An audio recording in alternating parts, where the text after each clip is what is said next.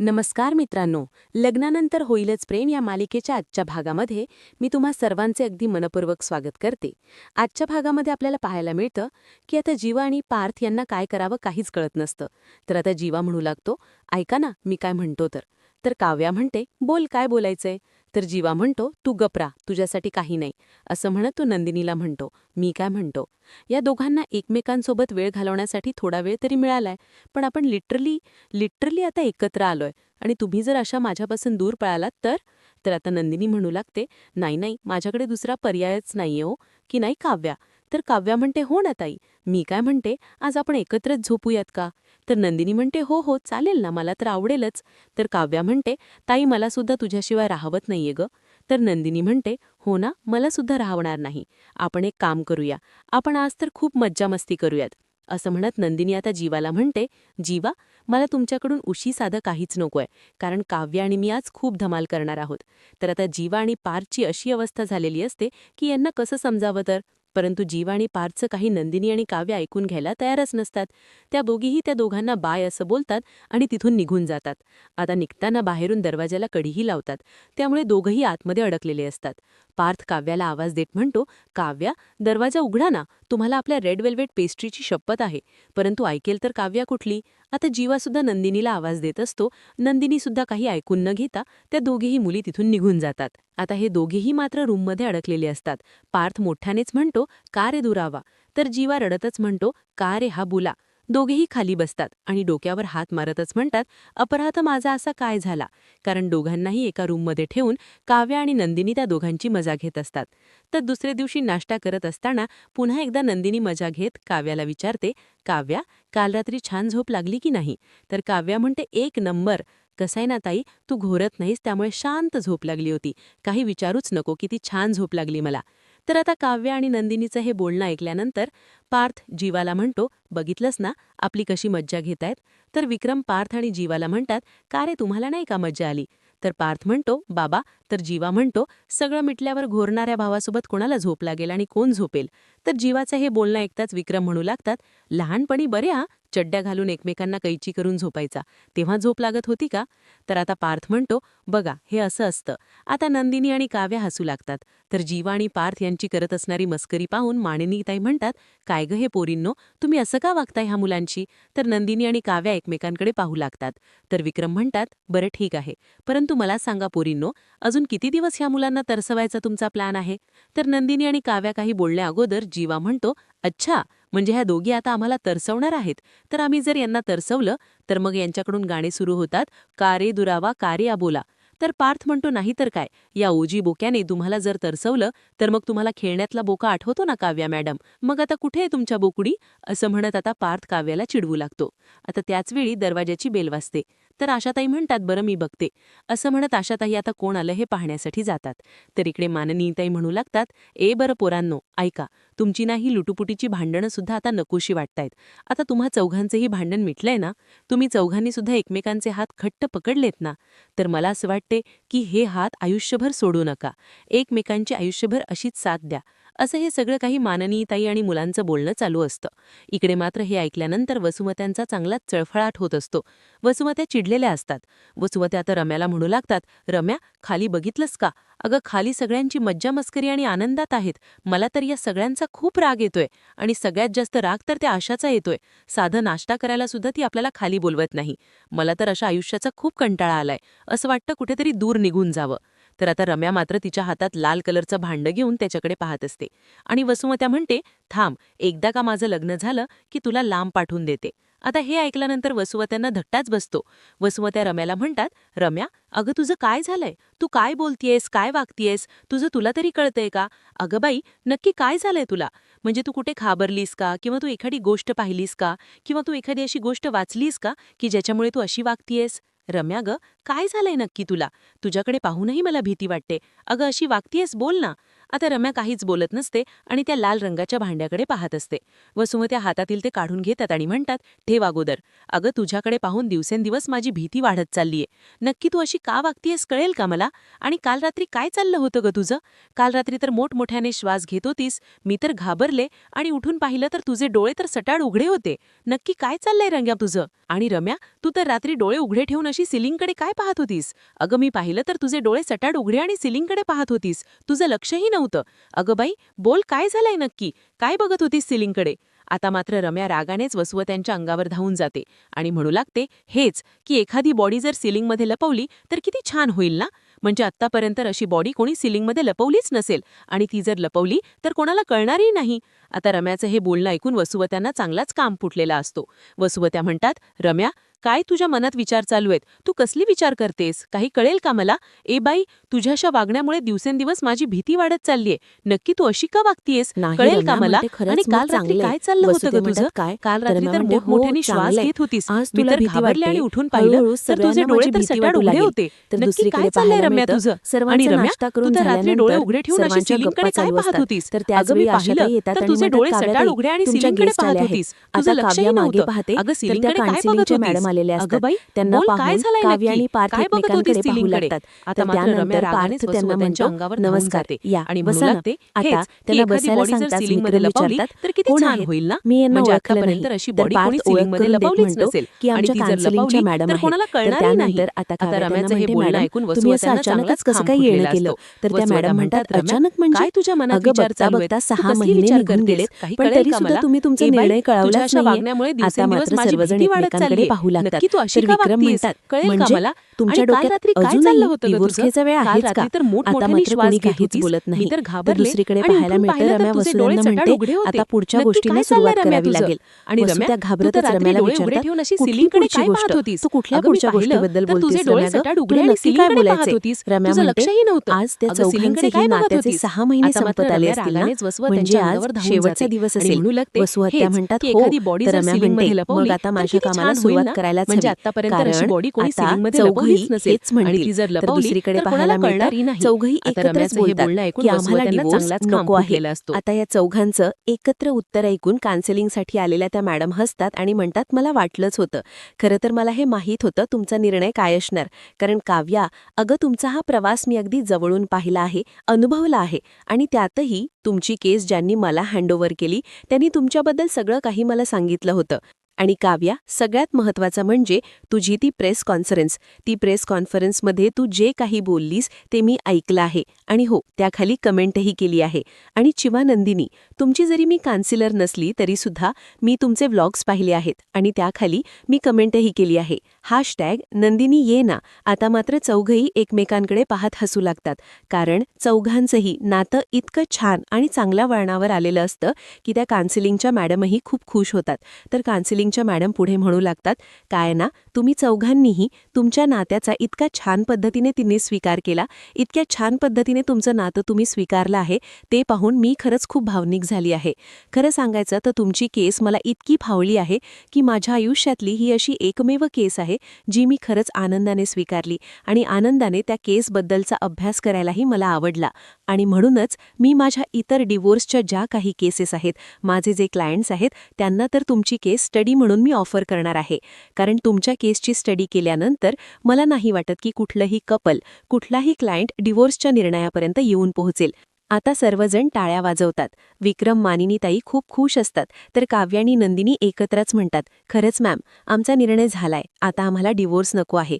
परंतु त्याचवेळी मानिनीताई म्हणतात, नाही, आता माघार घेऊन चालणार नाही.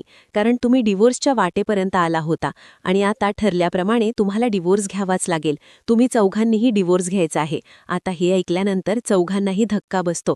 चौघही मानिनीताईंकडे पाहू लागतात की नक्की मानिनीताई अशा का बोलत आहे. कोणाला काहीच कळत नाही. तर विक्रमही म्हणू लागतात, नाही नाही, मानिनी अगदी बरोबर बोलते आहे. मी मानिनीच्या मताशी सहमत आहे. आता हे ऐकतात जीवा म्हणतो, बाबा. तर पार्थ म्हणतो, बाबा, तुम्ही हे काय बोलताय? नाही बाबा, तुम्ही असं काही बोलू शकत नाही, कारण आम्हाला हे लग्न हवं आहे. तर त्याचवेळी नंदिनीचे आईवडील त्या ठिकाणी आलेले असतात. नंदिनीचे वडील आवाज देत म्हणतात, थांबा. आता सर्वजण मागे वळून पाहतात तर त्या ठिकाणी नंदिनीचे आईवडील आलेले असतात. आता नंदिनीचे वडील म्हणतात, मुळात आम्हाला हे लग्न मान्यच नाहीये आणि म्हणूनच आम्हाला असं वाटते की तुम्ही या जबरदस्तीच्या बंधनातून मुक्त व्हावं. आता बाबांचे हे बोलणं ऐकल्यानंतर नंदिनी, काव्या, जीवा, पार्थ यांना धक्काच बसतो. नंदिनी पुढे येते आणि म्हणते, बाबा तुम्ही हे काय बोलताय? बाबा आम्हाला डिवोर्स नकोय, आम्हाला हे लग्न हवंय, कारण आम्ही आमच्या नात्याला स्वीकारलं आहे. तर मानिनीताई म्हणू लागतात, लग्न तर आम्हालाही हवंय, परंतु त्या अगोदर या जबरदस्तीच्या नात्यातून, या जबरदस्तीच्या लग्नातून तुम्हाला डिवोर्स घेऊन वेगळं व्हावंच लागेल. आता काव्या म्हणते, नक्की तुम्ही काय बोलताय, काहीच कळत नाहीये. तर मानिनीताई म्हणू लागतात, मीच म्हणाले होते ना, म्हणजे आम्ही सर्वजण म्हणालो होतो की लग्नानंतर होईलच प्रेम. माता असं म्हणतात, शारदाताई म्हणतात, डिवोर्सनंतर होईलच तुमचा पुन्हा. असं म्हणत शारदाताई आणि मानिनीताई एकत्रच म्हणतात, पुनर्मिलन सोहळा. आता जीवा म्हणतो, काय? तर विक्रम म्हणतात, प्रेमानंतरचा लग्न सोहळा. आता चौघही खुश होतात. तर काव्या म्हणते, 1 मिनिट आई, अगं हे काय चाललंय, पुनर्मिलन सोहळा? तर विक्रम म्हणतात, अरे तुम्हाला कळत नाहीये का, तुमचं लग्नानंतर प्रेम झालंय ना? तर मानिनीताई म्हणतात, मग आता होणार आहे प्रेमानंतरचा लग्न सोहळा. आता देशमुखांच्या घरी अगदी आनंदाचं वातावरण असतं. तर त्या मॅम विचारतात, मी काही बोलू का? तर विक्रम म्हणतात, हो नक्कीच. तर त्या मॅम म्हणू लागतात, कोणी आजारी पडू देत असं डॉक्टरला कधीच वाटत नाही.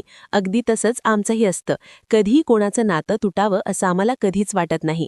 आम्ही नेहमीच ती नाती जोडण्याचा प्रयत्न करत असतो. आणि जर डिवोर्सनंतर असा पुनर्मिलनाचा भव्य सोहळा होणार असेल तर माझीही डिवोर्सला काहीच हरकत नाहीये. असं म्हणत त्या मॅमनंही आता चौघांनाही डिवोर्सचा सल्ला दिलेला असतो. सगळेजण खुश असतात. देशमुखांच्या घरी अगदी आनंदाचं वातावरण असतं. तर मॅम पुढे म्हणतात, माझा तर सपोर्ट असेलच या डिवोर्ससाठी, कारण त्यानंतर पाहायला मिळणार आहे पुनर्मिलनाचा सोहळा. तर नंदिनीचे वडील म्हणतात, अगदी बरोबर, तुम्ही यांच्या डिवोर्सच्या तयारीला सुरुवात करा, तोपर्यंत आम्ही सुरुवात करतो यांच्या लग्नाच्या तयारीला. तर विक्रम म्हणू लागतात, अगदी बरोबर, लवकरच पाहायला मिळणार आहे आपल्या घरचा भव्य दिव्य असा लग्न सोहळा. तर मॅम म्हणतात, बरं मी आता येऊ का? तर विक्रम म्हणतात, हो, पण हो, या लग्नाचं आग्रहाचं आमंत्रण आम्ही तुम्हाला आत्ताच देत आहोत. अगं त्याने येण्याची कृपा करावी. तर मॅडम म्हणतात की हो, मी नक्कीच येईन. असं म्हणत आता काउन्सेलिंगच्या मॅडम तिथून निघून जातात. आता नंदिनी जीवाकडे पाहत असते, तर काव्या पार्थकडे. चौघांनाही काय बोलावं काहीच कळत नसतं. तर मानिनीताई म्हणतात, बोला बोला, काहीतरी बोला. पण आता नंदिनी, जीवा किंवा काव्या आणि पार्थला काय बोलावं काहीच कळत नसतं. तर जीवा म्हणतो, हो बोलतो, पण अगोदर या धक्क्यातून तर बाहेर येऊ दे. आता पार्थही खुश होतो आणि विचारतो, पुन्हा मंगळसूत्र घालता येणार? तर काव्या विचारते, पुन्हा लग्नपत्रिकाही छापल्या जातील? आता चौघही जेवढे उतावळे असतात की प्रश्नावर प्रश्न विचारून आता घरच्यांना मात्र भांबावून सोडतात. आता घरातली या चौघांवरही हसू लागतात, कारण चौघही लग्नासाठी एवढे उतावळे आणि खुश असतात की ते पाहून घरात खूप आनंदाचं वातावरण असतं. आता काव्याला पार्थशी बोलायचं असतं आणि म्हणूनच काव्या म्हणते, आलोच, चला ना लवकर, मला तुमच्याशी बोलायचं आहे. असं म्हणत आता काव्या पार्थला घेऊन तिथून निघून जाते. तर आता जीवा म्हणू लागतो, मला सुद्धा नंदिनीसोबत थोडं बोलायचं आहे. असं म्हणत आता जीवा नंदिनीला घेतो आणि त्यांच्या रूममध्ये निघून जातो. आता हे सगळेच जण खोटं कारण देऊन निघून गेलेत हे मानिनीताईंना चांगलंच माहीत असतं. मानिनीताई म्हणतात, हो माहीताई, जा तुम्ही, बोला तुम्ही, असं त्या चौघांनाही पाठवून देतात.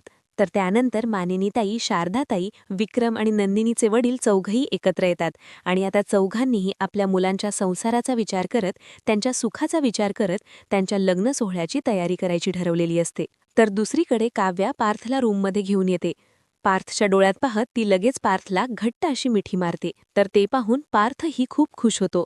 तर दुसरीकडे नंदिनी आणि जीवा यांनीही आपलं नातं स्वीकारलेलं असतं. तेही एकमेकांना घट्ट मिठी मारत आपल्या नात्याचा स्वीकार करत एकमेकांच्या प्रेमामध्ये हरवून गेलेले असतात. तर जीवा नंदिनीला म्हणतो, चकाचक बाई, आपलं लग्न होणार आहे पुन्हा, आणि यावेळी तर मी अगदी मनापासून लग्न करणार आहे, आणि तेही माझ्या चकाचक बाईसोबतच.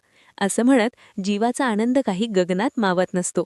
तर दुसरीकडे पार्थ आणि काव्याही खुश असतात. काव्या पार्थला म्हणते, मी यावेळी सुद्धा रडणार आहे, परंतु दुःखाने नाही तर आनंदाने रडणार आहे. तर दुसरीकडे नंदिनी जीवाला म्हणते, यावेळी प्रत्येक विधी मी आनंदाने करणार आहे.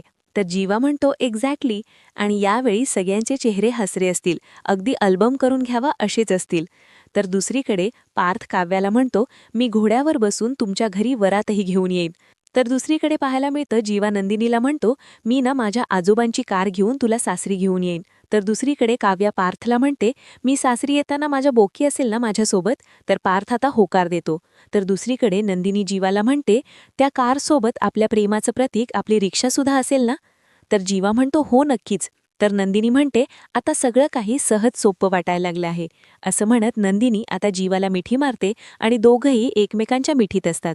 तर दुसरीकडे काव्य आणि पार्थ एकमेकांच्या नजरेत, एकमेकांच्या प्रेमात हरवून गेलेले असतात आणि त्याचवेळी त्यांना भानावर आणण्यासाठी मानिनीताई त्या ठिकाणी आलेल्या असतात. पार्थ आणि काव्या ज्यावेळी मानिनीताईंना पाहतात त्यावेळी त्या थोड्या लाजू लागतात. तर दुसरीकडे नंदिनी आणि जीवा एकमेकांच्या मिठीत असतात आणि त्यांना भानावर आणण्यासाठी शारदाताई त्यांच्या रूमपर्यंत पोहोचतात. आता तेही ज्यावेळी आईला पाहतात त्यावेळी त्यांनाही काय बोलावं काहीच कळत नसतं. तर दुसरीकडे मानिनीताई पार्थ आणि काव्याला म्हणतात, अरे हो, तुम्हाला सांगायचं राहूनच गेलं की तुम्हाला जेवढं साधं सोपं आणि सरळ वाटतंय तेवढे हे लग्न साधं सोपं आणि सरळ नाहीये. तर काव्य आणि पार्थ एकत्रच विचारतात, म्हणजे? तर दुसरीकडे पाहायला मिळतं शारदाताई नंदिनीला म्हणतात, आणि आणखीन बऱ्याच गोष्टी असतील. तर आता नंदिनी आणि जीवा एकत्रच विचारतात, म्हणजे? आता देशमुखांच्या घरात सर्वजण एकत्र बसतात आणि विक्रम या सगळ्या प्रश्नांची उत्तरं देत म्हणतात, म्हणजेच आता बघण्यापासूनच्या कार्यक्रमाला सुरुवात होणार आहे. म्हणजे नवरा मुलगा मुलींना बघण्यासाठी रितसरपणे त्यांच्या घरी जाणार आहे. त्या अगोदर मुलींना मागणी घालण्याचा फोनही केला जाईल आणि रितसर मुली बघण्याचा कार्यक्रमही पार पडेल. तर मानिनीताई म्हणतात, मी काय म्हणते, दरवेळी मुलानेच का जावा मुलीला बघण्यासाठी तिच्या घरी आणि तिथेच का व्हावा कांदेपोह्यांचा कार्यक्रम? शारदाताई म्हणतात, अगदी बरोबर. यावेळी जर असं केलं तर मुलीच मुलाच्या घरी आल्या तर म्हणजे आम्हाला सुद्धा कांदेपोहे खाण्याची जरा संधी मिळेल ना? तर मानिनीताई म्हणतात, अगदी बरोबर. तर जीवा म्हणतो, तुम्हा दोघांना ना वेडं लागलंय, वेडं. तर मानिनीताई म्हणतात, लागू देत ना वेडं, कारण कसं आहे ना, शहाणपणाचा काय उपयोग? तसंही शहाणपणाने जग चालतं, परंतु प्रेमाच्या जगात वेडेच लागतात, असं म्हणत सर्वजण एकत्रच नंदिनीचं वाक्य पूर्ण करतात. तर आता सर्वजण खूप खुश असतात, आनंदाचं वातावरण असतं. तर विक्रम म्हणतात की मी आता जाहीर करतो की लग्नाची सुपारी फुटली. असं म्हणत आता लग्नासाठी जय्यत तयारीला लागायचं यासाठी सगळ्यांचं प्लॅन चालू असतं. तर त्याचवेळी त्या ठिकाणी रम्या येते आणि विचारते, कोणाचं लग्न? आता मात्र सर्वजण रम्याकडे पाहतात, परंतु कोणी काहीच बोलत नाही. तर पार्थ ठणकावून रम्याला सांगतो, आमचं लग्न. पुन्हा एकदा काव्य आणि मी लग्नबंधनात अडकणार आहोत. का, तुला काय करायचंय? म्हणजे दुधात मिठाचा खडा टाकावा याप्रमाणे तुला आणि तुझ्या आईला काही प्लॅन करायचंय का? आता रम्या रडण्याचं नाटक करते आणि म्हणते, पार्थ असं काय बोलतोयस? मी तुला अगोदरच सांगितलंय ना? तर काव्या रम्याला म्हणते, एक मिनिट रम्या. असं म्हणत काव्या आता रम्याला शांतपणे सांगते की आम्ही चौघंही पुन्हा एकदा लग्न करणार आहोत. म्हणजे अगोदरच्या सगळ्या गोष्टी विसरून जे काही घडलं होतं त्या सगळ्या गोष्टी मागे टाकत पुन्हा एकदा नव्याने सुरुवात करायची ठरवली आहे. काव्या रम्याला पुढे म्हणते की आम्ही आता डिवोर्स घेऊन मोकळे होणार आहोत आणि पुन्हा एकदा परत एकदा अगदी मनापासून लग्नबंधनात अडकणार आहोत. आता हे ऐकल्यानंतर रम्याला धक्काच बसतो. रम्याला अश्रू अनावर होतात, कारण पार्थ काव्यासोबत पुन्हा लग्न करणार ही गोष्टच रम्याला मान्य नसते. पण सगळ्यांना विश्वास बसावा की आपण या सगळ्यात बदललो आहोत आणि म्हणूनच रम्या नाटक करत म्हणते, खरंच चांगली आहे ही गोष्ट, तुम्ही खूप छान डिसिजन घेतला आहे. खरंच अगदी तुम्हा मनापासून चौघांचंही. अभिनंदन. रम्या काव्याला म्हणते, काव्या, तुला वाटत असेल की मी हे सगळं काही मुद्दामून बोलतीये, परंतु नाही, मी जे बोलतीये ते अगदी मनापासून बोलतीये. मला मान्य आहे की मी आत्तापर्यंत चुकले. पाठला मिळवण्यासाठी मी खूप काही प्रयत्न केलेत, परंतु आता मला कळतंय की नाही, माझी चूक झाली. कारण पार्थचं आणि माझं लग्न तर होऊच शकलं नाही, परंतु या सगळ्यात मात्र आमची मैत्रीही तुटली. पार्थचा माझ्यावर असणारा विश्वासही मी गमावून बसले. एकेकाळी आमची किती छान मैत्री होती, परंतु आता आमच्या मैत्रीत ना विश्वास राहिलाय ना एकमेकांसोबतचं बोलणं. त्यामुळे आता मी ठरवलं आहे की यात आता मूव्ह ऑन व्हायचं. त्यामुळे तुम्हीच मला सुद्धा तुमच्या या कार्यक्रमाचा भाग बनवाल का? म्हणजे तुमच्या या सोहळ्याचं मी सुद्धा भाग बनू शकते का? पण तुम्हाला वाटलं तर. आता मात्र सर्वजण शांत होतात. तर माननीताई म्हणतात, रम्या म्हणते, मला माहीत आहे की तुम्ही माझ्यावर किंवा माझ्या आईवर विश्वास नाही ठेवू शकत, कारण आम्ही असं कधी बोललो नाही. परंतु मी आता आईलाही समजावेन. आईलाही सांगेल की बस झालं, पुढे झालं आहे ते सगळं काही. कारण पार्थ सर मला मिळणार नाही, कारण पार्थचं काव्यावर प्रेम आहे. त्यामुळे मी आता या गोष्टीचा विचार करून किंवा पुन्हा पुन्हा काहीतरी कारस्थान करण्यात काहीच अर्थ नाही. त्यापेक्षा आता जे काही समोर आहे ते मी स्वीकारलं आहे आणि अगदी मनापासून स्वीकारलं आहे. आता रम्याचं हे बोलणं ऐकल्यानंतर सर्वजण रम्याकडे पाहत असतात, कारण रम्याचं हे नाटक आहे की रम्या खराच मनापासून बोलत आहे यावर कोणाचाच विश्वास बसत नसतो. तर आता येणाऱ्या पुढील भागामध्ये आपल्याला पाहायला मिळतं, पार्थ म्हणू लागतो, नाही, मला तर या रम्याचं वागणं खरं वाटत नाही. मी तिच्या या वागण्यावर विश्वास नाही ठेवू शकत. तिच्यावर फोकस करावाच लागेल. तर काव्या म्हणते, काय गरज आहे पार्थ? पार्थ प्लीज तिचा विषय सोडा. तर त्याचवेळी जीवा त्या ठिकाणी येतो आणि म्हणू लागतो, नाही काव्या, हे इतकं सहज आणि सोपं नाहीये. आपलं लग्न होईपर्यंत तरी आपल्याला त्या रम्यावर लक्ष ठेवावंच लागेल. तिच्या सगळ्या हालचालींवर लक्ष ठेवावं लागेल. तर दुसरीकडे वसुवा त्या रम्याला म्हणतात, रम्या, तुला सगळेजण मूर्ख वाटतायत का, की सर्वजण तुझ्यावर अगदी मनापासून आणि सहजपणे विश्वास ठेवतील? रम्या म्हणते, नाही, ते एवढे मूर्ख नाहीयेत, पण ते आता माझ्याबद्दलच बोलत असतील, एवढं मात्र नक्की. तर दुसरीकडे आता पार्थ म्हणतो, कोणाकोणाला वाटतंय की रम्याचं वागणं योग्य आहे, त्यांनी हातवर करावेत. परंतु कोणीच हातवर करत नाहीत. सर्वजण एकमेकांकडे पाहू लागतात. आता नक्की रम्याचं हे कारस्थान यशस्वी होईल का, आणि रम्याला या सगळ्यामध्ये यश मिळेल का, किंवा आता चौघांचंही प्रेम रम्याला दाखवून देईल का, की प्रेमाची ताकद काय असते हे पाहणं अतिशय रंजक ठरणार आहे.